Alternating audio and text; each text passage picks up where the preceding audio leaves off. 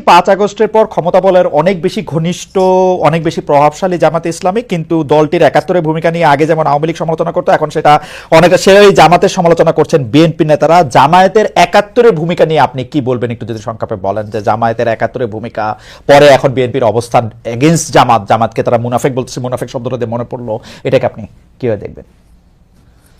দেখুন, প্রথম কথা হচ্ছে ৭১ সালে আমার জন্মই হয়নি, অথবা আমি প্রত্যক্ষভাবে কিছু দেখিনি। কিন্তু আপনার জন্ম তো ধরেন ৩০০০ বছর আগেকার খবর। আমি ওদিন একটা আপনার স্ট্যাটাসে কথা শুনতেছিলাম যে সেই খবর তো আপনার আছে।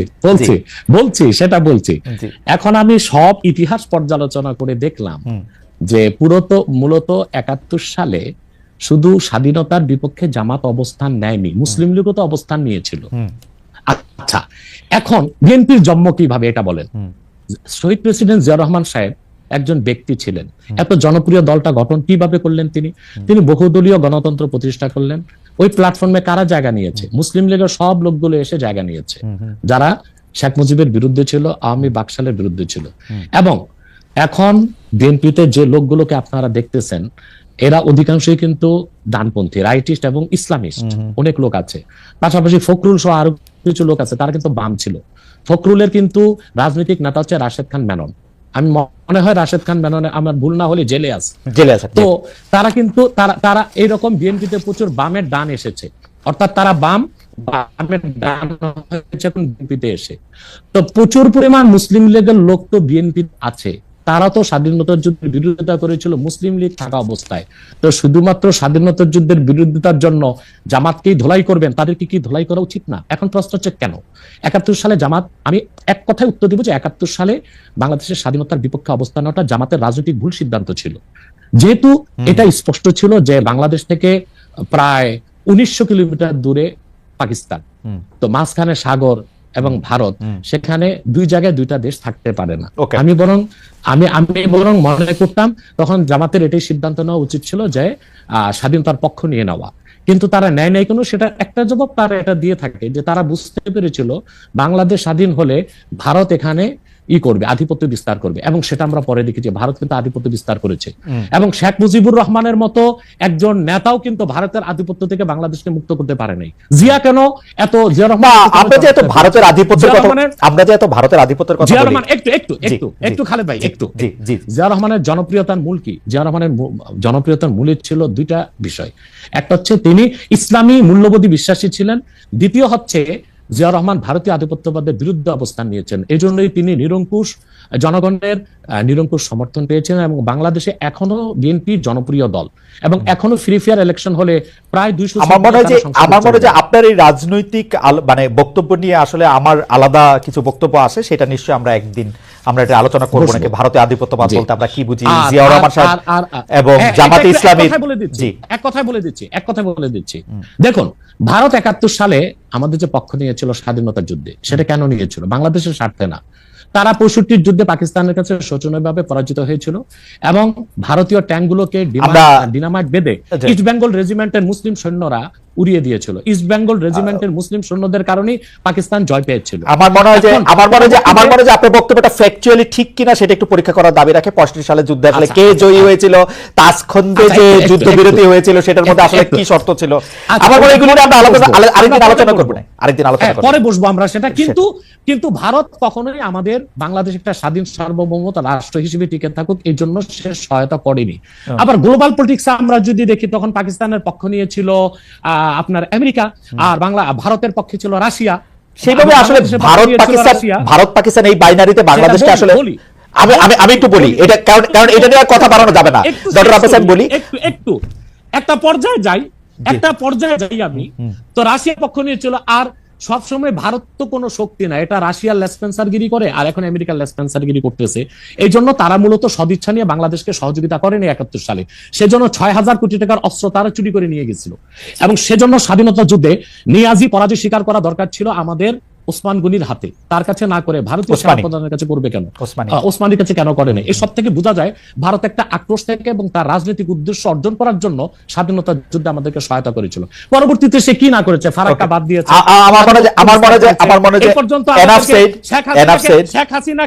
শেখ হাসিনাকে ১৫ বছর এই ফেসিবাদের কাজে সহযোগিতা করেছে ভারত, হাজার হাজার মানুষকে হত্যার কাজে সে সহযোগিতা করেছে। অতএব এসব কেউ কেউ আমাকে প্রশ্ন করছেন, কেউ কেউ আমাকে প্রশ্ন করছেন, আমার মনে হয় যে আমার প্রশ্ন এটা ছিল না, যাই হোক আপনি বলেছেন একটু না, আমার মনে হয় যে শেষ একটু কথাটা তো একটা দাড়ি কমা দিতে হবে তো ভাই।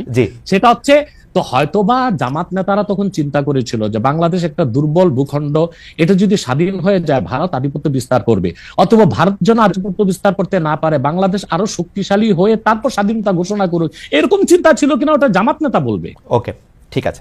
আমি জানতে চাইবো যে শেখ হাসিনা পালিয়ে যাওয়ার পরে অনেকগুলি বিষয়ের ক্ষেত্রে আমরা দেখেছি যে মাজার আক্রমণ হয়েছে, বাউলের আসর পণ্ড করা হয়েছে, বইমেলার স্টল বন্ধ করা হয়েছে, রাষ্ট্র থাকতে প্রশ্ন থাকতে, এইটাকে আপনি আসলে কিভাবে দেখেন? মাজার আক্রমণটাকে আসলে আপনি কিভাবে বলেছেন বা জেনেছেন, বা আপনার অবস্থান কি ছিল? বাউলের আসর পণ্ড করা, বইমেলার স্টল বন্ধ করা। দেখুন, এখানে যারা মাজারে হামলা করেছে তারা কারা আমি জানি না, বরং আমার কাছে কিছু অথেন্টিক সোর্স থেকে নিউজ এসেছে যে অনেকগুলো মাজারে ছাত্রলীগের কর্মীরাই টুপি লাগিয়ে হামলা করেছে। এখন আসলে হামলা করলো কারা, তাদেরকে চেনার আগ পর্যন্ত আমি কিভাবে আমার সিদ্ধান্ত দিব? এটা রাষ্ট্র তদন্ত করে দেখুক। ডিজিএফআই আছে। স্যার, আমার প্রশ্ন এটা যদি ছাত্রলীগের লোকেরাও করে থাকে তাহলেও তো এটা কাজটা খারাপ করছে, তাই না? না, মাজারে হামলা করা তো উচিত হয়নি। আপনি এটা নিন্দা জানাইছেন কিনা, বা আপনি এটাকে আহ্বান বন্ধ করতে বলছেন কিনা, সেইটা জানতে চাইতেছিলাম আর কি। হ্যাঁ, আমি আমার বক্তব্যে বলেছিলাম যে আল্লাহর ওলিদের মাজারগুলোতে যারা শিরক করে তাদেরকে শাস্তি দেওয়া হোক, কিন্তু আল্লাহর ওলিদের মাজারগুলোতে আঘাত না করা হোক, এটা বলেছি, বক্তব্য আছে আমার। আচ্ছা, একটা জনপ্রিয় প্রশ্ন আপনার এগেনস্টে এরকম যে আমরা ইন্ডিয়ার এগেনস্টে এত কথা শুনি, কিন্তু খোদ জৌনপুরি হচ্ছে ইন্ডিয়ায়, এটার আপনি আসলে কিভাবে দেখেন? আপনার যে ডিগ্রি, যেটাকে আমরা পিএইচডি বলতেছি, সেগুলিও আসলে ভারতীয় শিক্ষা প্রতিষ্ঠানগুলি থেকে নেওয়া, সেটাকে আপনি কিভাবে দেখেন? এক লাইনে বললেই হবে, মানে এটা একটা জাস্ট জনপ্রিয় প্রশ্ন, আমি এটাকে অনেক বেশি। দেখুন এই খুব সুন্দর করে, আপনাকে এক লাইনে তো বলা যাবে না খালেদ ভাই, আমি 3 লাইনে বলে দিচ্ছি। সেটা হচ্ছে, আমাদের বংশটা এসেছে আরব থেকে, অর্থাৎ আল্লাহর হাবিব নূর নবীজি মুহাম্মদ সাল্লাল্লাহু আলাইহি সাল্লামের আপন চাচা হযরত আব্বাসের বংশধর। পরবর্তীতে আমাদের বংশধর এসেছে বাগদাদ থেকে এসেছে ইউপিতে। আর আমার পরদাদার যিনি পিতা ছিলেন, পরদাদার পিতা, তিনি ছিলেন কারামত আলী জনপুর রহমতুল্লাহ জামাতা, অর্থাৎ মেয়ের দিক দিয়ে আবার আমরা কারামত আলী জনপুর রহমতুল্লাহর সাথে রক্ত সম্পর্কে সম্পর্কিত। 1947 সালে আমার পরদাদা জনপুর থেকে, আমার বাবার বয়স যখন 6 তখন চলে এসেছেন বাংলাদেশ। এখন আমার পরদাদা চিন্তা করলেন যে ভারতটা চলে গেছে হিন্দু শাসনে, এখানে আমরা স্বাধীনভাবে চলতে পারবো না, সেজন্য তিনি তো ইন্ডিয়া ত্যাগ করে বাংলাদেশেই চলে এসেছে। সেজন্য আমার বাবা 6 মাস বয়সে বাংলাদেশে এসেছে, আর আমাদের 5 ভাই 3 বোনের জন্ম বাংলাদেশে। অতএব এই জন্য ভারতের বিরুদ্ধে আমি বলতে পারবো না, সেটা কোনো কথা নেই। কিন্তু আমার প্রশ্ন হচ্ছে যে শেখ মুজিবের মায়ের বাড়ি কোথায়? না, সেগুলি তো ভারতে, সেটা তো আরেকজনের প্রসঙ্গ, বলি না একটু বলি না, এটা তো বলতে হবে তো। তারপর হোসেন সৈয়দ সরওয়ার্দীর বাড়ি কই ছিল? তার বাবার বাড়ি ছিল কলকাতা। আব্দুল হামিদ খান ভাসানী, তার বাড়ি ছিল আসামের ভাসানটেক। এরা সবাই কিন্তু পূর্বপুরুষ ভারতে ছিল। অতএব জোনপুরে হওয়ার কারণে আমি ভারতের বিরুদ্ধে করতে পারবো না, এটা হয় না। বরং আমি যে অন্যরা বাংলাদেশের হয়ে রয়ের দালালি করে আর আমি রয়ের বিরোধিতা করি, এটাই তো আমার কৃতিত্ব। না, ফ্যান্টাস্টিক। আমরা তাবলিগ জামাতটাকে আমরা রাজনৈতিক প্ল্যাটফর্ম মুক্ত দেখেছি দীর্ঘদিন, কিন্তু এখন যে এটা একটা সাতপন্থী জুবাইরপন্থী একটা ব্যাপার, এবং একজন আরেকজনকে এবার হত্যার পর্যন্ত ঘটনা ঘটেছে, এটা নিয়ে আসলে আপনার একটা আমি মন্তব্য শুনতে চাই, এটাকে আপনি আসলে কিভাবে দেখেন, এবং এই বিভাজনে কারা ফু দিচ্ছে? আপনি যেহেতু সরাসরি কথা বলেন, আপনি এইটাও একটু বলে দিবেন কিনা যে এই বিভাজনটার মধ্যে আসলে কারা লাভবান হচ্ছে, কারা ফু দিচ্ছে, কারা এটা করতে চাচ্ছে? দেখুন, আমার কাছে যারা জুবাইরপন্থী তারা এসেছেন এবং কেন্দ্রীয় পর্যায়ে আমি তাদেরকে পরামর্শ দিয়েছি। কিছুদিন পর আমার কাছে এসেছিল সাতপন্থীগণ, কাকরাইলের শীর্ষ আমির যারা, তারা এসেছিলেন এবং তারা এসে আমাকে তাদের ইস্তেমায় যাওয়ার দাওয়াত করেছিলেন, কিন্তু আমি বলেছিলাম আমি যেতে পারবো না। আমি তাদেরকে প্রস্তাব করেছিলাম যে আপনারা সাদ সাহেবকে নিয়ে এত মাতামাতি কেন? সাদ সাহেব যদি ভুল করেই থাকে তো সে তো তওবা করলে পারে। তখন তারা আমাকে বললেন যে সাদ সাহেব দারুল উলুম দেওবন্দে গিয়েছেন এবং তিনি সেখানে তার বক্তব্য স্পষ্ট করেছেন। আমি বলেছি তাহলে আমি আমার প্রতিনিধি দেওবন্দে পাঠাবো এবং আমি জানবো সাদ সাহেব তওবা করেছেন কিনা। এবং ঘটনাচক্রে গত পরশু আমি যখন রংপুর যাচ্ছিলাম, এয়ারক্রাফট থেকে, গাড়ি থেকে নেমে এয়ারক্রাফটে ওঠার সময় আমাকে এক যুবক আলেম এসে আলিঙ্গন করে বললো আমার নাম উসামা। আমি বলছি কে? বলে কাকরাইলের ওয়াসিফ সাহেবের ছেলে, সে একজন মুফতি এবং দারুল উলুম করাচিতে পড়াশোনা করেছে। তো দেখা যাচ্ছে যে তাবলিগের 2 দলেই আলেম আছে, কিন্তু অধিক সংখ্যক আলেম ও মূল ঘরানার যারা ইসলামী আন্দোলনের নেতৃত্ব দিচ্ছেন তারা কিন্তু জোবায়দপন্থীদের সাথে, এবং তারাই হক। কারণ স্যার সাহেব যে ভুলগুলো করেছে মারাত্মক ভুল, এবং সেগুলোর জন্য তাকে প্রকাশ্যে তওবা করতে হবে। কিন্তু বাংলাদেশে এই যে সহিংসতা সৃষ্টি করছে, এর জন্য আমি নাম বলতে পারবো না, তবে দেশীয় একটা ইন্টেলিজেন্ট ব্রাঞ্চ এবং বাইরের একটা ইন্টেলিজেন্ট ব্রাঞ্চ এখানে ফু দিচ্ছে। আমার শেষ প্রশ্ন, আমি কিন্তু দেখেছি যে ইসলামী বক্তাদের কেউ কেউ মানে কখনো কখনো বাতাস বুঝে পাল তুলে দেন, যেমন ডক্টর ইউনূস এর ব্যাপারে যে উনি আগে সুদ খান, এখন সুদ খান কিনা, দেশের রাজনৈতিক সিস্টেম এই সেই সম্পর্কে নানা ধরনের কথা বলেন। আমার শেষ প্রশ্ন, যখন কেউ ইসলামিক কোনো দলকে বা ইসলামিক কোনো সংস্থাকে বা ধরেন কোনো আলেমদের কোনো টাকা দেয়, আপনি এই ফতোয়া দিবেন কিনা যে তার টাকার উৎসটা পরিষ্কার জায়গা থেকে এসছে না অপরিষ্কার জায়গা থেকে এসছে সেটা পরীক্ষা করে দেখা?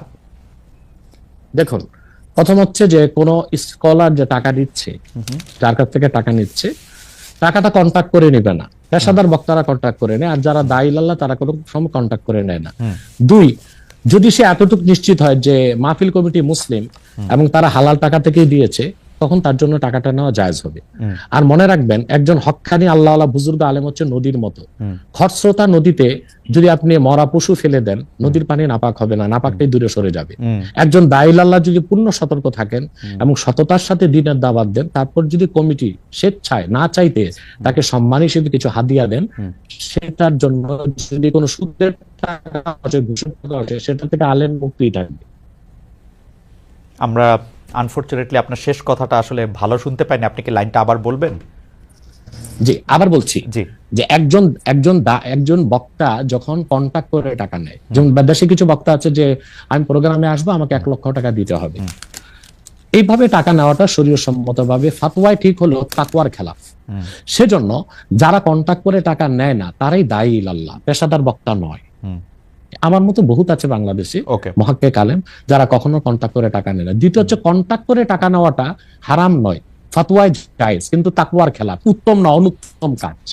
যেমন একজন ইমাম সাহেব মসজিদে নামাজ পড়িয়ে টাকা নিচ্ছে, মাদ্রাসায় একজন শিক্ষক পড়াশোনা করে টাকা নিচ্ছে, একজন ওয়াজ করে টাকা নিচ্ছে, সে পেশাদার বক্তা, এটা হারাম নয় কিন্তু তাকওয়ার খেলাফ। এখন টাকাটা কোন উৎস থেকে আসলো এটা দেখতে যাওয়ার দরকারটা কি? কোন ইমাম সাহেব যে ইমামতিতে যে বেতন নেয়, কমিটির সবাইকে হালাল টাকা তাকে দিচ্ছে না তো, অথবা সেটার দায় যিনি দিচ্ছেন তার।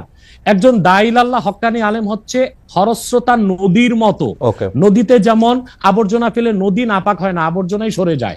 একজন আল্লাহ বুজুর্গ ব্যক্তির কাছে অনিচ্ছায় যদি কোনো সুদের টাকা ঘুষের টাকা আসে, নাপাকটা সরে যাবে, আল্লাহ তাকে হালালের উপরে রাখবে। এটা অনেক মানুষকে অনেক দুষ্কর্ম করতে উৎসাহ দিবে কিনা এটা কেউ প্রশ্ন করতে পারেন, কিন্তু আমাদের আজকের আলোচনা আমরা আর বাড়াবো না। আমি শুধু একটা ব্যাপারে আপনার একটু ফতোয়া চাই। আমাদের একজন দর্শক আপনার কাছে জানতে চাইছেন যে হুজুরকে জিজ্ঞাসা করবেন সহিহ বুখারী 7776 নম্বর হাদিস অনুযায়ী তাবলিগি জামাত কাফের হয়ে যায় কিনা। আমাদের একদম সময় না, আপনি যদি একটা খালি জায়গা থেকে একটু বলেন। হ্যাঁ, আমি বুঝতে পেরেছি সে কোন হাদিসের কথা বলেছে। ওই হাদিসটা হচ্ছে, ওই হাদিসে বলা হচ্ছে খারিজিদের কথা। খারিজি একটা বাতিল ফেরকা। খারিজিদের উৎপত্তি হয়েছিল হযরত আলী রাদিয়াল্লাহু তাআলা জামানায়। তাবলীগের ক্ষেত্রে এটা সমস্যা নাই, তারা তো খারিজি না, তা তো দেওবন্দ থেকে। হ্যাঁ, তাদের আকীদায় ও কাজকর্মে কিছু ত্রুটি আছে, সেটা আমরা ধরছি, কিন্তু হাদিস শরীফে যেটা বলা হয়েছে ওটা খারিজিদের কথা। তাদের উৎপত্তি হযরত আলীর যুগে, এবং এটা ইরাকের হারুনা নামক এলাকায়। তাদেরকে হযরত আলী রাদিয়াল্লাহু আনহু 3 বার বুঝাবার জন্য আব্দুল্লাহ ইবনে আব্বাস রাদিয়াল্লাহু তাআলা আনহুমাকে পাঠিয়েছিলেন। তারা বুঝ যখন মানে না, তখন যুদ্ধে এসেছে তারা, হযরত আলী যুদ্ধ করেছেন। 8000 খারিজির মধ্যে 4000কেই 12,000 খারিজির মধ্যে 8000 নিহত হয়েছে, 4000 বেঁচে গেছিল। সেটা খারিজি ফেরকার কথা।